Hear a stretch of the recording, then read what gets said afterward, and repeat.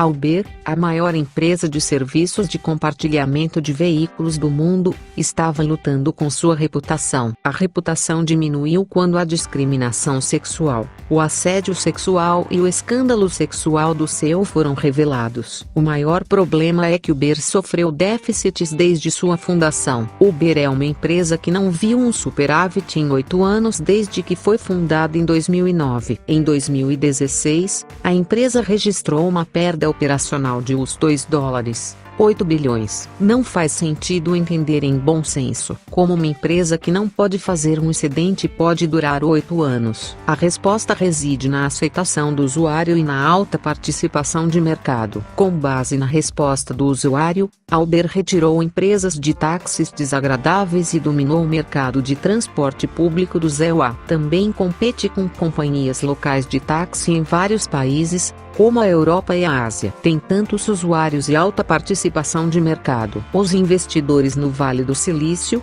que viram isso, apreciaram o valor de Uber e realizaram investimentos contínuos em conformidade. Com base em investimentos ininterruptos, Uber rapidamente se tornou um unicórnio na indústria de transporte com mais de 12 mil funcionários. No entanto, esse negócio baseado em investimento tem um ponto cego. Quando o crescimento da empresa cessa, toda a empresa cessa em conjunto. Uber poderia empurrar as empresas de táxi e assumir o controle do mercado de transporte do EUA, mas não poderia assumir o controle do mercado global de transporte. Em alguns países, Uber não pôde prosseguir devido à regulamentação do governo, e em alguns países teve de ser retirada pelos concorrentes locais que prestaram serviços similares. Por exemplo, o regulamento interrompeu Uber na Coreia e no Japão. Na China e no Sudeste Asiático, havia concorrentes com serviços similares, como Didi Chuxing e Grab. Devido a estes problemas,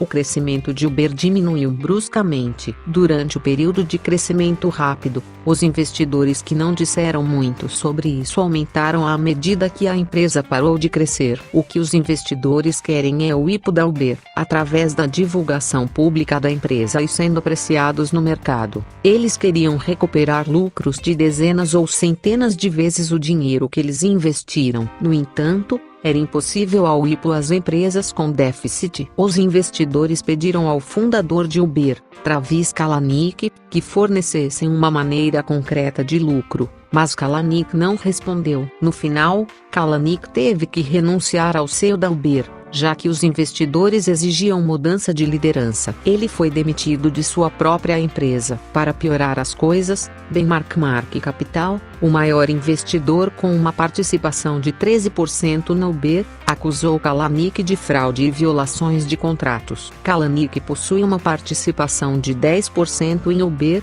então o proprietário atual da empresa não aguentou mais. O conselho de administração da Uber e Kalanick, e um grupo de investidores, começaram a procurar o novo CEO da Uber. O novo CEO da Uber teve que ser uma pessoa com uma experiência rica no gerenciamento da empresa para que ele pudesse enfrentar de forma sólida a cultura organizacional de Uber. Ao mesmo tempo, ele tinha que ser uma pessoa com uma mentalidade flexível para poder liderar a criação de uma atmosfera livre. Mais do que qualquer outra coisa, a pessoa precisava estar equipada com capacidades de gerenciamento suficientes para divulgar informações corporativas lucrativas e bem-sucedidas. Kalanick nomeou Dara Khosrowshahi, CEO da Expedia, como seu sucessor. 2 meses após a vacância da torre de controle de Uber, Khosrowshahi disse que levaria a posição de Uber como CEO no conselho de administração e funcionários da Uber. Ele disse: "Eu serei um guerreiro para Uber,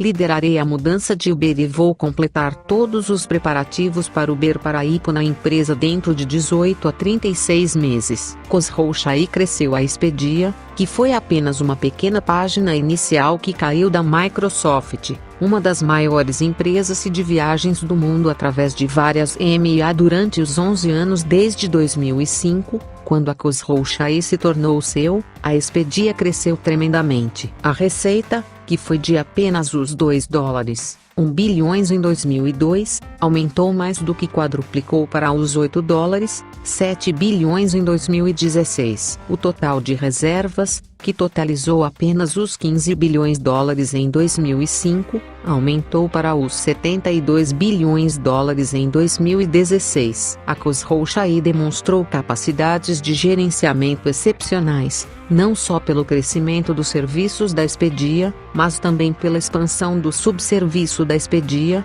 como Hotels.com, Trivago e Viatravel. Sob sua liderança, a Expedia conseguiu se tornar um serviço de grande escala que opera cerca de 200 sites de reservas de viagens em 75 países. Ele também recebeu 93% do apoio da Glassdoor, que é o serviço que os funcionários avaliam a capacidade do gerente. Khosrow-Shahi nasceu em 1969 em Teherã, no Irã. Sua família era proprietária do conglomerado Alborz Investment, que entrou em todas as empresas no Irã, incluindo finanças, produtos farmacêuticos, produtos químicos, alimentos, distribuição, embalagem e comércio. Ele nasceu como um herdeiro do conglomerado. No entanto, aos 9 anos, quando a Revolução Iraniana explodiu e a família real de Pahlavi foi expulso por Khomeini em 1978, a vida de Khosrow-Shahi chegou a um ponto de inflexão. Todos os ativos da Alborz Investment foram nacionalizados, e Khosrow-Shahi e sua família tiveram que deixar o país para os Estados Unidos e o Canadá para escapar de pessoas irritadas. Mas Khosrow-Shahi foi capaz de gastar seus dias escolares prematuros graças a parentes que se mudaram para os Estados Unidos quando a Alborz Investment ainda estava vivo. Ele se instalou em Terricon, Nova York, e se formou em uma prestigiada faculdade privada de prestígio e se formou em engenharia elétrica na Universidade Brown da Ivy League. Depois de se formar na escola, trabalhou como analista no banco de investimentos e tornou-se vice-presidente depois de se mudar para um grande grupo de mídia da internet, o IAC, que tem mais de 150 mídias. Em 2003, a IAC liderou a aquisição da Expedia, e em 2005 tornou-se CEO da Expedia. Khosrow-Shahi é bem conhecido por receber altos salários altos nos Estados Unidos. Ele ganhou o maior salário entre os CEOs corporativos no índice SP 500. De acordo com o Wall Street Journal, o salário de Khosrow-Shahi em 2015 é de US$ 94,6 milhões. Khosrow-Shahi abandonou sua opção de estoque de US$ 180 milhões, que ele deveria receber da Expedia em 2020, quando se mudou para Uber. Para compensar, Uber provavelmente terá comprometido pelo menos os $200 milhões em compensação para Khosrow-Shahi. Khosrow-Shahi é o CEO com o melhor salário anual, executando a Expedia com sucesso por 11 anos. O dono da Expedia não é o Khosrow-Shahi, mas o empresário da mídia americana Barry Diller, presidente da IAC. Khosrow-Shahi jogou um bom rolo como braço direito de Barry. Durante seu mandato como vice-presidente da IAC, ele propôs ao presidente Diller para adquirir a Expedia e Diller assumiu a empresa e entregou-a a Khosrow-Shahi. Nos próximos 11 anos, a Khosrow-Shahi operou com sucesso a Expedia, e Diller respondeu a essa conquista com o salário mais alto. Kalanick convidou diretamente Khosrow-Shahi como CEO da Uber. Kalanick declarou que retornaria ao CEO da Uber no futuro e, ao mesmo tempo, procurava uma pessoa que pudesse normalizar Uber enquanto ele não estivesse lá. Uma pessoa que gerencia uma empresa como seu braço direito e pode agradar às queixas dos investidores. Khosrow-Shahi era apenas a pessoa certa. Mesmo o Benchmark Capital, que estava muito insatisfeito com Kalanick devido à sua capacidade de gerenciamento nos últimos 11 anos, concordou com Khosrow-Shahi como novo CEO da Uber. Khosrow-Shahi citou-se como um exemplo representativo do sonho americano. Então ele criticou a política anti-imigração do governo Trump contra o American Dream. As declarações de Khosrow-Shahi foram bem-vindas pelos motoristas de Uber,